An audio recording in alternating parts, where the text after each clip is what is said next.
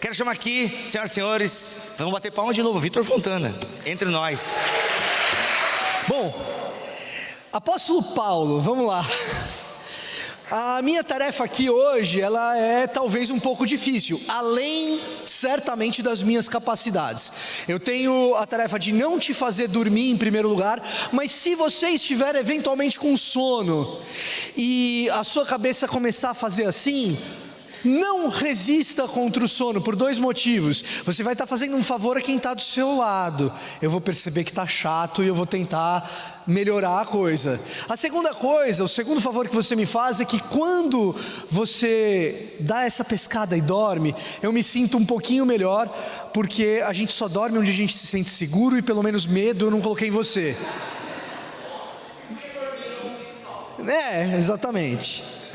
A minha segunda tarefa difícil é pegar essa narrativa bíblica que a gente veio tratando desde manhã cedo e, a partir da teologia de Paulo, fazer uma espécie de amarração, tentar trazer uma ideia de todo, da história do texto bíblico, da grande narrativa a partir de Paulo, essa grande narrativa que muitas vezes a gente chama de evangelho, de boa notícia. E é o que eu vou tentar fazer aqui hoje, nos próximos 55, Bibu? 40 minutos, são 3 desafios então, gente. Olha aí, ó, tá vendo só? Eu tinha pego esse aqui, mas eu vou me guiar por ali, que eu tenho astigmatismo e não enxergo, aí eu passo do tempo. Fato é o seguinte, gente, que eu gostaria de ter uma baita habilidade de comunicador, como eu vejo de alguns pregadores, como eu vi de um pregador recentemente, naquele aplicativo que nem eu nem você deveríamos passar tanto tempo assim, mas quando a gente viu, a gente já está assim, ó, faz um tempão. E eu tô lá fazendo assim e de repente tem um que me chama atenção. Me chama atenção porque pregador. 2, pregador com uma baita habilidade comunicacional, aquele cara que fala muito bem, que prende a tua atenção na primeira coisa que fala, do jeito que o cara fala, pum, você já está ali cativo do sujeito, até o fim do vídeo muitas vezes. E eu fiquei, não sei o nome do cara, passei para ver depois, mas ele me prendeu ali naquele vídeo, e ao me prender ali naquele vídeo, eu fiquei um pouco chateado, porque muito poder de comunicação, mas o conteúdo me deixou, cara, o conteúdo me deixou desconfortável. Desconfortável por quê? Porque ele falava verdades, só que aquelas verdades do jeito que estavam colocadas ali, na ordem, e omitindo outras, a coisa não ficava legal. E a mensagem dele de 40 e poucos segundos, ia na direção de algo mais ou menos assim: essa geração é a geração do mimimi, é a geração de cristal, qualquer coisa o pessoal já está ofendido. Bom, isso vocês já ouviram de um monte de gente, não precisa ser esse pregador. Mas ele continua dizendo assim: você que é pai, você precisa ter coragem de pregar o evangelho para os seus filhos. E eu estou ouvindo aquilo, estou falando, nossa, bom, é isso. Tem gente que não tem coragem de pregar o evangelho para o filho? Não, mas tudo bem, você tem que ter coragem de pregar o evangelho para os seus filhos. E para pregar o evangelho para o seu filho, você tem lá um filho de 4, de 5 anos, tem que falar a verdade para ele. O pessoal hoje é mimimi, é de cristal, perdeu a coragem de falar a verdade. Você tem que falar, ou você aceita Jesus Cristo, ou você vai para o inferno. Do jeito que você está no inferno, filho. E ali me provocou um certo desconforto, não por falar de inferno. Não era o Paulo Júnior, esse eu saberia o nome, mas ele era bom comunicador. Ele fez melhor do que eu fiz a reprodução aqui. Mas me incomodou não por falar de inferno, de jeito nenhum. A gente pode falar de inferno, não tem problema nenhum. A gente deve falar de condenação, de juízo, como o Alex nos trouxe. A gente deve falar disso, não foi isso que me incomodou. Mas duas coisas me incomodaram ali. A primeira delas é que eu aprendi, e vocês provavelmente também aprenderam, que evangelho é uma boa nova. Evangelho é uma boa notícia, ou evangelho é uma notícia boa. E quando ele pega e prega assim: aceita Jesus ou vá para o inferno, que basicamente era o que ele estava sugerindo, A minha pergunta é: nesse jeito de comunicar, onde foi parar a boa nova? Cadê a boa notícia? O que a gente está proclamando não é boa notícia. Esse jeito de pregar, está faltando coisa aí. E está faltando coisa importante. A segunda coisa que me incomodou é que ao olhar para o Novo Testamento, ao olhar para os evangelhos, quando se fala do evangelho nos evangelhos, o Cacau nos explicou, a gente está falando de reino. Cadê reino nessa mensagem? Não tem. Quando a gente olha para o livro de Atos, e os apóstolos, os discípulos de Jesus, quando eles pregaram o evangelho, quando foi que eles pregaram desse jeito, com essas palavras? Pregavam o evangelho para arrependimento, sim, mas essa não era a tônica da mensagem dos discípulos, dos apóstolos, no livro de Atos. E mais, aquele que mais escreveu de modo discursivo sobre o evangelho, o apóstolo Paulo, quando ele prega o evangelho, ele prega dessa forma? E a resposta é não também.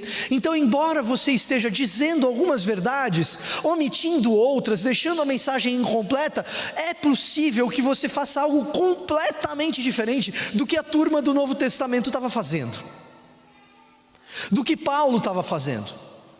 E essa minha tarefa, que demanda um esforço sobrenatural e uma capacidade que eu não tenho de resumir o que os meus colegas com brilho disseram antes de mim, para tentar fazer uma amarração da grande narrativa, se eu fosse fazer com vocês aqui e tirar da minha cabeça, não ia rolar. A boa notícia nesse caso, que não é o evangelho, é só uma boa notícia, não é a boa notícia, é que Paulo fez isso por mim. Paulo dá conta dessa grande história, dessa grande narrativa, ele chama essa grande história, essa grande narrativa de evangelho, ele faz isso mais de uma vez em suas cartas. A versão mais completa, mais longa e para muita gente também é mais difícil, está lá na carta de Paulo aos Romanos. Ele usa pelo menos 8 capítulos, eu diria 11 capítulos para explicar tudo isso. Então nós não vamos ler 11 capítulos aqui na sequência, mas existe uma passagem em que Paulo faz essa amarração do que é o evangelho. É uma passagem densa, porque tem muita informação, mas ela é curta. E então a gente vai se concentrar nessa passagem agora. Se os irmãos puderem abrir o texto bíblico junto comigo, na epístola do apóstolo Paulo aos Colossenses, nós leremos o capítulo 1, a partir do versículo de número 15. E realmente, Cacau, os números de versículo nessa Bíblia, o cara economizou tinta, hein? É para ser slim, tá certo. Gente, o Cacau, antes da gente ler esse texto, o Cacau estava falando que existe uma diferença entre pessoa e personagem. Existe diferença entre falar quem foi Jesus e quem é Jesus. Lembra que o Cacau falou disso na nossa palestra passada? Lembra disso? Quando a gente tem muita dificuldade em expressar com palavras, em exprimir com um discurso racional algo que é muito grande, algo que tem muita informação, uma das coisas que muito nos ajuda é a poesia, é a música. E é precisamente diante disso que a gente está aqui. A gente está diante de um poema, possivelmente um poema que os irmãos colossenses já conhecessem, e Paulo está usando esse poema para recapitular. Gente, o que é o evangelho mesmo? O que é a grande narrativa mesmo? O que é a grande história? Então, venham comigo enquanto Paulo conta para nós como é essa grande história. Que história extraordinária é essa? Diz assim Paulo aos irmãos colossenses e a toda a igreja, no capítulo 1 da sua epístola aos Colossenses, versículo 15: Ele, Jesus, é a imagem do Deus invisível, o primogênito sobre toda a criação, pois nele foram criadas todas as coisas nos céus e na terra, para A coisa começa na criação. A boa notícia começa para Paulo na criação. Jesus, a cristologia de Paulo, a figura de Jesus, quem Jesus é, melhor dizendo, quem Cristo é, para Paulo se inicia na criação, em que Jesus estava presente, mais do que isso, presente como unidade ativa, presente como Deus criativo, presente como pessoa da Trindade que participa do ato criacional, do ato de criar. Então, quando disserem para você assim: mas o Jesus dos evangelhos, o Jesus de Paulo é diferente, vá em João capítulo 1 e vá em Colossenses capítulo 1 e encontre a grande diferença entre autores que concordam que Jesus era Deus criando o mundo. Então a história começa para Paulo numa criação extraordinária, numa criação boa, numa criação que vem das mãos do próprio Cristo. E ao dizer isso, ele diz muito sobre a criação e diz muito sobre Cristo também. Como assim diz muito sobre Cristo também? Vou te contar uma história para você entender um pouco melhor. Eu tenho uma filha que agora tem 3 anos, vai fazer 3 anos no final do mês agora. Eu estou fazendo igual meu pai. Meu pai, quando falta 6 meses para eu fazer aniversário, ele já me dá a idade do outro ano. Então, para ele eu já tenho 41. Só faço aniversário em dezembro. A Lara, pelo menos, é só no fim do mês que ela vai fazer 3 anos. Quando ela tinha 6 meses, tinha um barulho que ela adorava. Que barulho era esse? O barulho de fechadura. Por que ela adorava o barulho de fechadura? Porque quando ela estava comigo na sala, ela tinha 6 meses de idade no meu colo, e por algum motivo ela ouvia o barulho de fechadura, ela já sabia o que vinha depois, e o que vinha depois era um negócio maravilhoso, extraordinário, das maiores criações de Deus, uma invenção fora de série chamada vovó, que para mim chama sogra.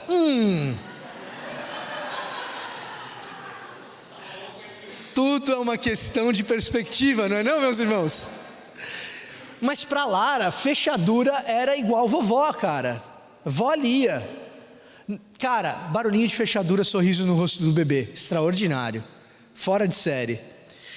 E num dado dia, ela está no meu colo e a gente está sentado. E na janela, ela está sentada olhando para a rua. Eu moro num apartamento alto. E na janela a gente avista, pela primeira vez para ela, muito provavelmente, com alguma consciência e condição de ver, a lua cheia. A lua cheia, redonda, amarela, imensa. E a Lara está no meu colo, está olhando aquilo ali. E ela olha para o meu rosto, olha para a lua e faz assim para mim.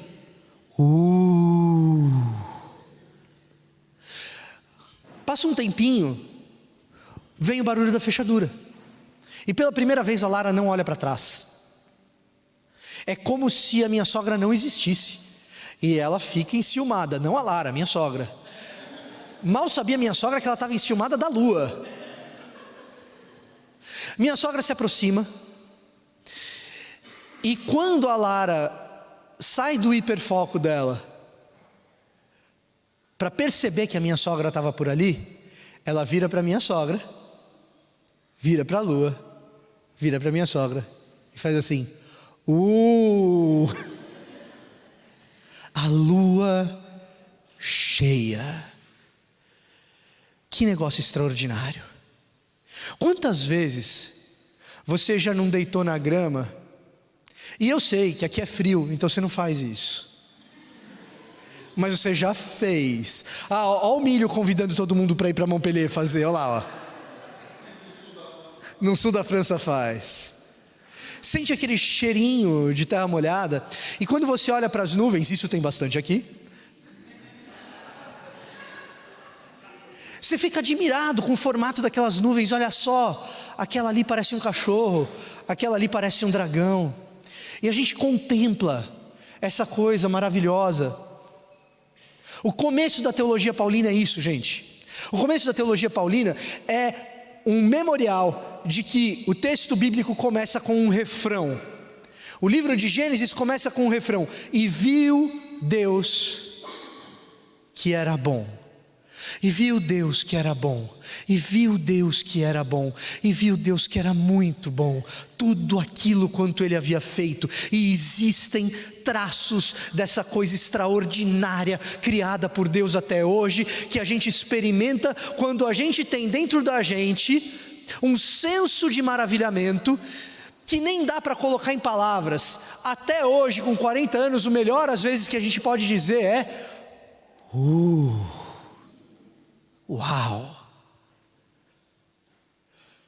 A invenção humana da interjeição e da onomatopeia é extraordinária para descrever aquilo que a gente é incapaz de colocar em poesia muitas vezes. Mas o ponto é: o mundo é extraordinário. A música do Louis Armstrong pode ser um pouquinho brega, mas ela não está errada. What a wonderful world. I see trees of green, red roses too. A gente vê traços desse negócio, e a gente vê traços desse negócio inclusive com a participação humana. Tem gente que paga uma grana que eu não paguei dessa vez, para subir no The Shard, ou para entrar na London Eye, para contemplar a maravilhosa vista de Londres quando não tem neblina. Mas ela é maravilhosa. Aquilo é a engenhosidade do ser humano em parceria com o que Deus ofereceu na sua criação para que o ser humano trabalhasse. A arquitetura do Centro Financeiro de Londres é admirável, assim como são admiráveis esses vitrais. Assim como é admirável a canção que se produz quando boa canção, a música que se produz quando boa música. Porque existe algo de bom e de extraordinário naquilo que nós somos capazes de experimentar num mundo que foi dado a nós por Deus de modo gracioso, sem que a gente merecesse. Quer saber onde começa a teologia paulina? A teologia paulina começa numa teologia criacional, robusta, lá em Gênesis 1, lá no Antigo Testamento, lá na percepção daquilo que o Mírio nos trouxe, de que esse mundo é um mundo do qual Deus não se ausentou. Um mundo no qual Deus está presente, e se está presente, a gente experimenta aquilo de bom que Ele fez. Tudo começa aí. Portanto, dizer o que Paulo acabou de dizer, diz muito a respeito do mundo. Agora também diz muito a respeito de Cristo. Porque Paulo está pegando esse homem chamado Jesus, nascido como ser humano, do ventre de uma mulher humana, num ponto específico da história, num lugar específico de Belém, num contexto específico do Império Romano, e está dizendo o seguinte: está vendo tudo isso que você fica maravilhado de tão incrível que é? Que pode ser a lua, pode ser a cidade de Londres, pode ser um abraço entre amigos, pode ser a beleza de uma canção, pode ser o simples dizer: eu queria parceiros de ministério e Deus me deu amigos. Isso é maravilhoso, gente. Isso também é um senso de reconhecimento do maravilhamento da obra de Deus. Paulo está dizendo o seguinte: o autor de tudo isso é um homem que nasceu de uma mulher, num dado ponto específico da história, num lugar geográfico, que viveu numa região específica da Galileia. Ou seja, o que Paulo diz aqui, ou o que a canção que Paulo está citando fala aqui, diz muito a respeito da criação. E a criação, por sua vez, diz muito a respeito de Cristo. Toda vez que você experimenta maravilhamento, quem inventou? Quem criou? Quem foi o autor? Foi Jesus. E aí ele continua: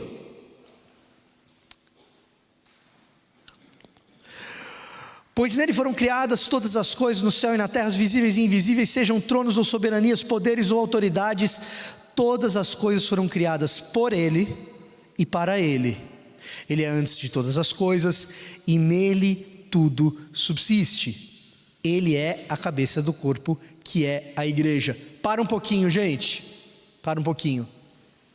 Lembra do que o Heinck comentou aqui com a gente que o profeta faz? Como que o profeta age? Ele fala. E não é o profeta quem age, é Deus quem age. Isso vem da plena consciência, da plena convicção do profeta, que é a mesma plena convicção e consciência do apóstolo Paulo. Então, quando perguntarem para você assim: mas no Antigo Testamento tinha um Deus, no Novo Testamento tem outro. Lembre-se que a postura de Paulo perante Deus e a postura dos profetas perante Deus é a mesma. Fala-se como boca de Deus, Deus então age. Ora, do que eu estou falando nesse poema aqui? Eu estou falando do seguinte: em Cristo estão todas as autoridades, em Cristo estão todas as soberanias, em Jesus, nesse homem nazareno, galileu.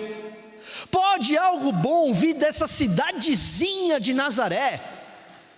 Pode algo bom vir de Watford? A gente veio hoje.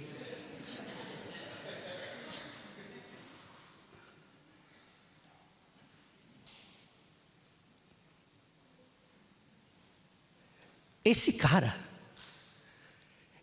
é o dono das autoridades. Olha só o que Paulo está fazendo nesse poema. Lembra que eu falei para você que tem um jeito de pregar o evangelho que é muito popular aqui? Lá no comecinho eu estava falando que eu fiquei desconfortável e tal, porque na mensagem do cara não tinha reino, ideia de reino. Olha aqui, num poema, implícito, o poema é assim, está implícito mesmo. Mas olha a ideia de reino aqui, de reinado, de quem é o verdadeiro governante, de quem é o verdadeiro poder sobre todas as coisas. Quando você for pregar evangelho, quando você for lembrar da grande narrativa, quando você for lembrar da grande história, lembre-se, Jesus está presente no ato criacional, Ele é criador de tudo aquilo que a gente experimenta de bom, e Ele reina. Não é o Boris Johnson. Nem nunca foi mesmo, é o Charles. Não,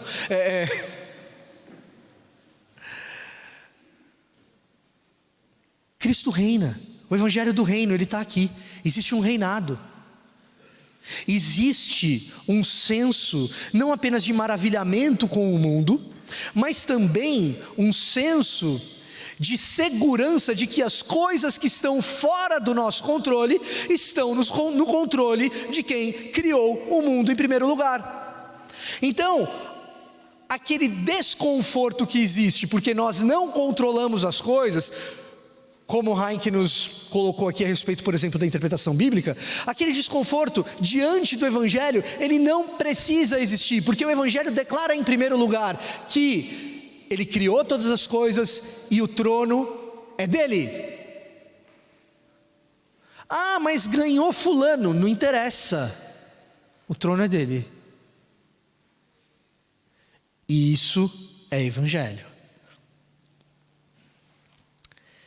Ele é antes de todas essas coisas, e nele tudo subsiste. Ele é a cabeça do corpo que é a igreja. E aqui nós temos um outro elemento central. Ele é a cabeça dentro do contexto helenístico. Já falamos muito de helenismo hoje, não quero me estender no assunto, mas dentro de um contexto helenístico, dizer que ele é a cabeça não é meramente dizer que ele é a autoridade sobre a igreja, mas é também dizer, ou talvez principalmente seja dizer, que ele é a origem também da igreja. E portanto, o evangelho, a pregação do evangelho inclui dizer que ele está preocupado com um povo. Olha Israel fazendo sentido aqui, Emílio. O verdadeiro Israel, o povo de Deus.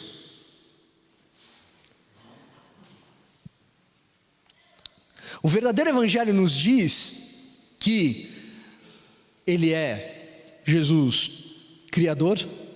Ele reina sobre tudo, e como rei, ele envia os seus súditos. Ele envia os seus súditos. Ele é o princípio e o primogênito dentre os mortos. Tá, agora ficou mais complicado.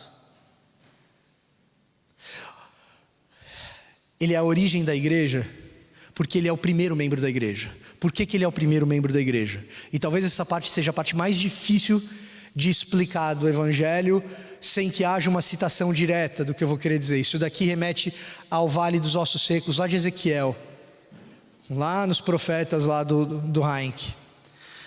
O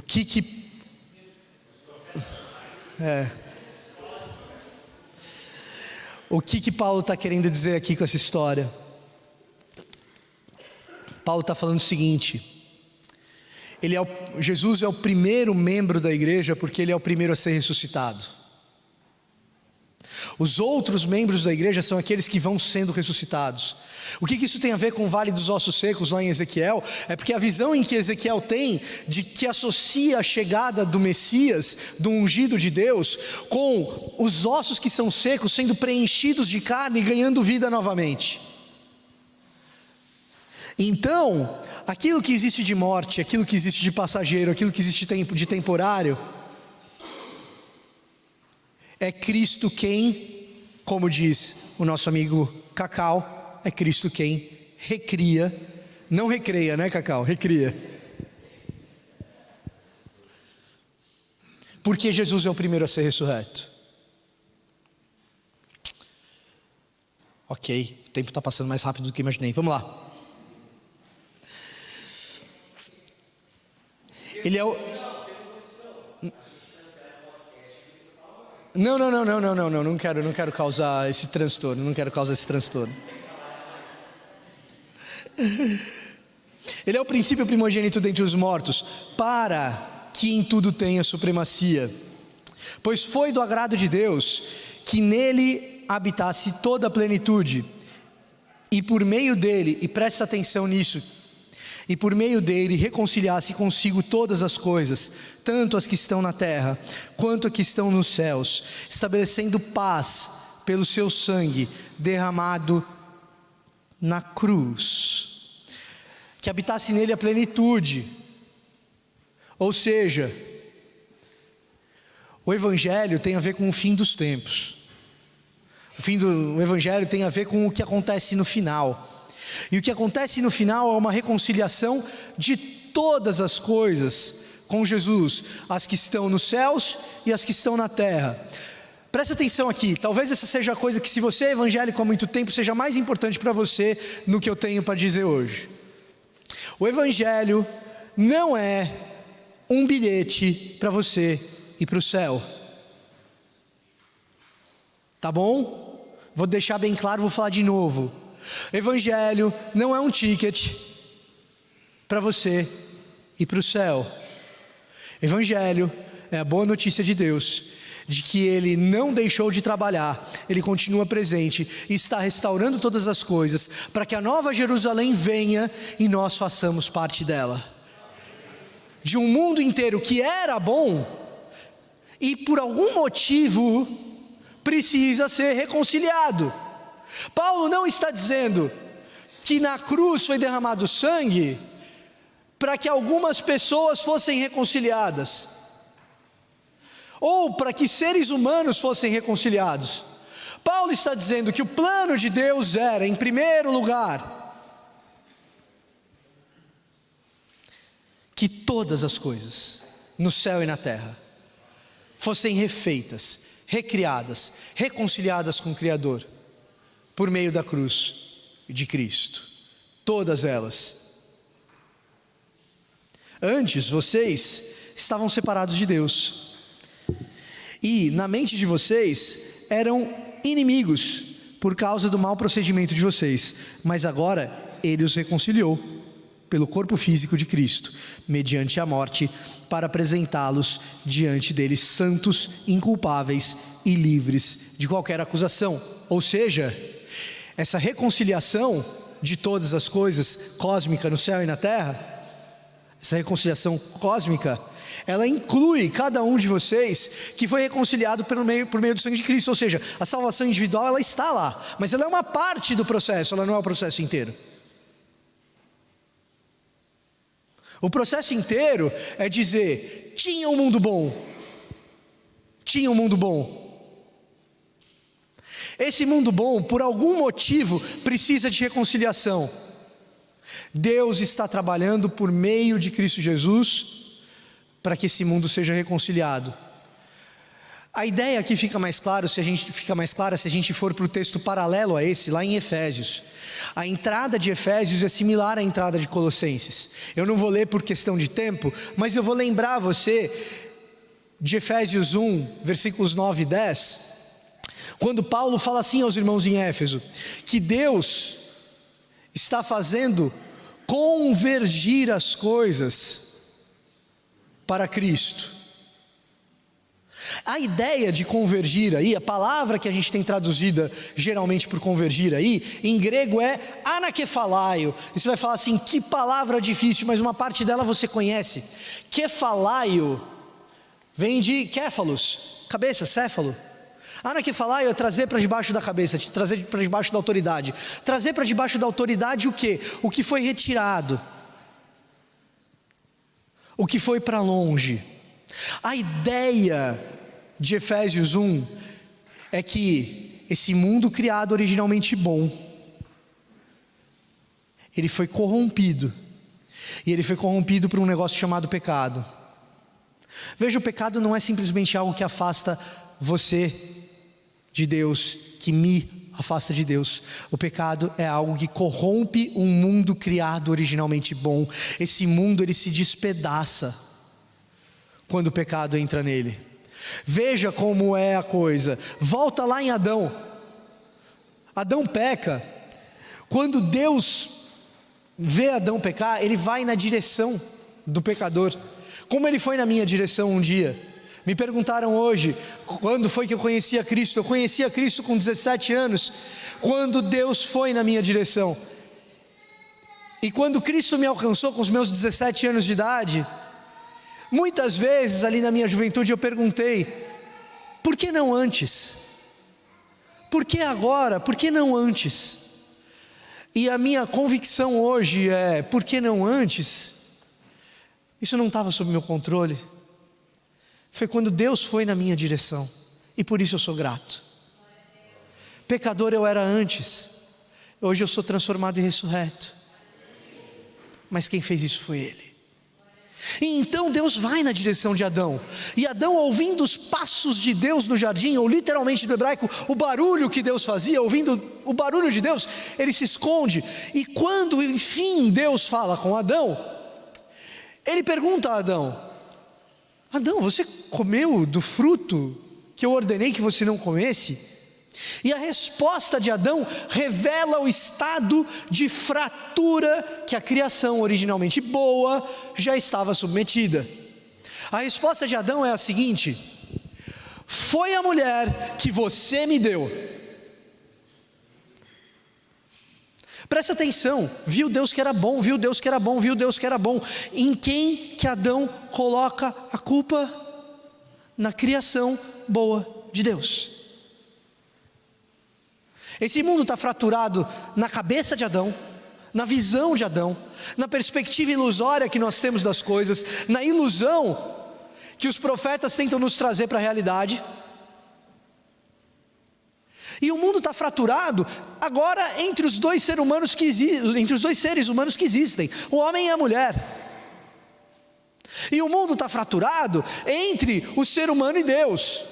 E o mundo está fraturado entre ser humano e criação. E o eco e a nossa casa. Essa condição de fratura de um mundo que o pecado, ele pega esse mundo criado originalmente bom e ele diz: a culpa é sua, Deus, por ter criado desse jeito. Ele pega essa criação e arremessa contra o chão, e o que sobra são cacos por todos os lados. Efésios capítulo 1 está dizendo o seguinte: Deus recolheu os cacos e está colocando debaixo da autoridade de Cristo Jesus novamente.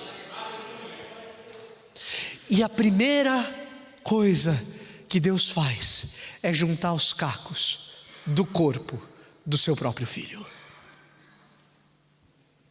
Assim como foi arremessada a criação contra o chão, e o que era bom foi estilhaçado também o corpo do próprio Cristo, como o próprio mundo, alvo do próprio pecado, que não tem palavra final,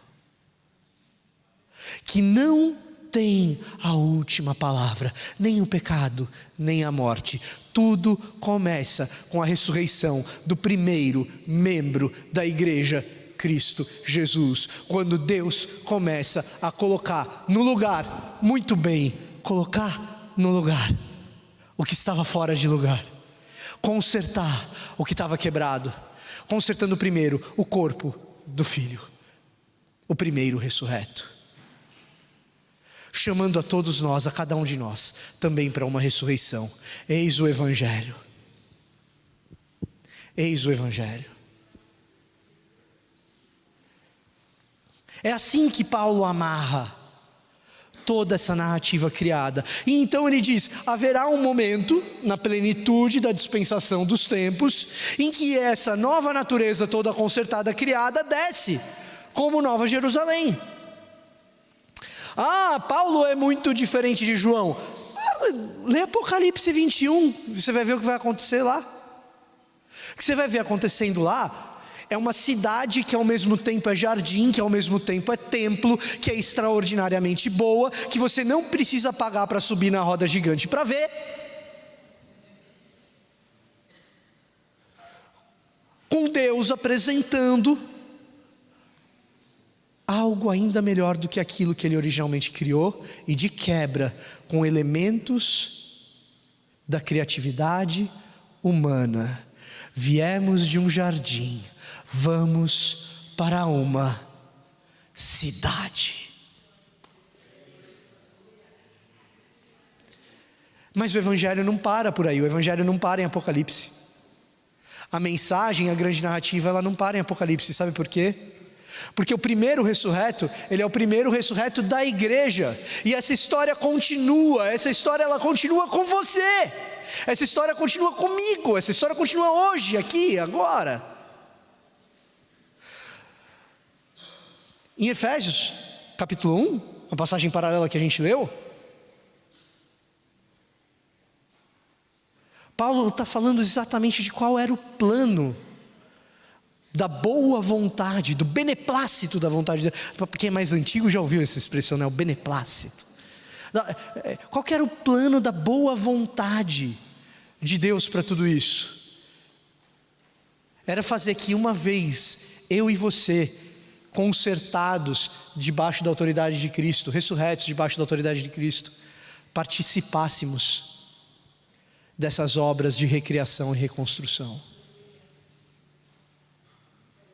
O Evangelho é graça, o Evangelho não é um peso, o Evangelho é uma boa notícia de que o mundo está mal, mas não precisa ficar mal, de que o mundo está estilhaçado, mas Deus está recolhendo os cacos, de que a minha vida às vezes está estilhaçada, Ele está recolhendo os cacos da minha vida, e isso é graça. Não há nada que eu e você possamos fazer para consertar um mundo que foi cosmicamente estilhaçado. Quem faz isso é Deus. E o milagre é que Ele chame a mim e a você para participar desse processo, consertando a nós em primeiro lugar.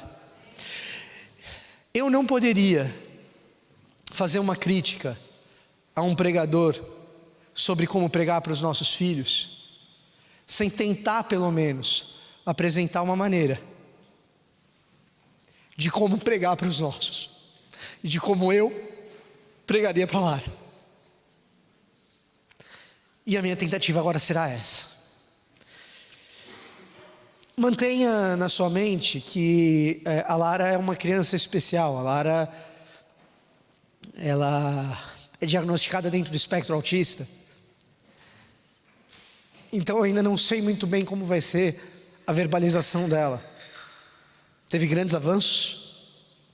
Eu agradeço a Deus por isso. Também pela condição de poder oferecer tratamento. Mas quando eu falo disso, é difícil ficar no prumo. Então, eu peço perdão pela emotividade excessiva aqui. Mas o que eu diria para Lara é o seguinte: filha,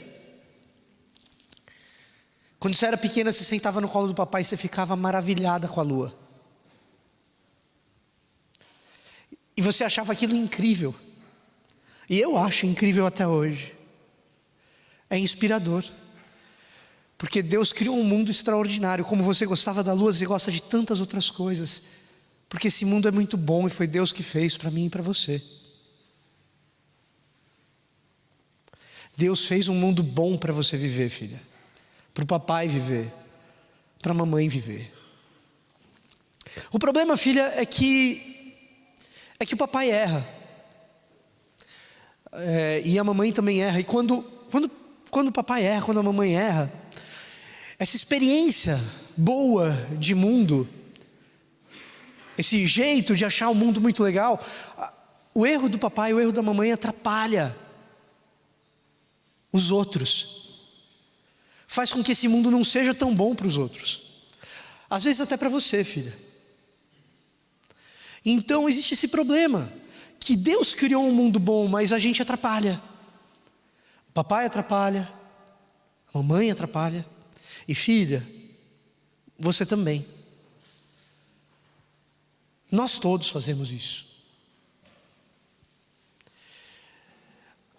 A boa notícia é que Deus está consertando esse mundo para você, filha. Para mim também. Para a mamãe também. E Ele começa fazendo isso, consertando você por meio de Cristo Jesus. E que um dia você vai experimentar junto com o papai, junto com a mamãe, um mundo restaurado, bom, porque Deus começou esse processo, enviando o próprio Filho dele, para sofrer as consequências do erro do papai, do erro da mamãe e os seus também. Um dia esse mundo vai ser, esse mundo que já é bom, filha, ele vai ser extraordinário. E tem um bônus.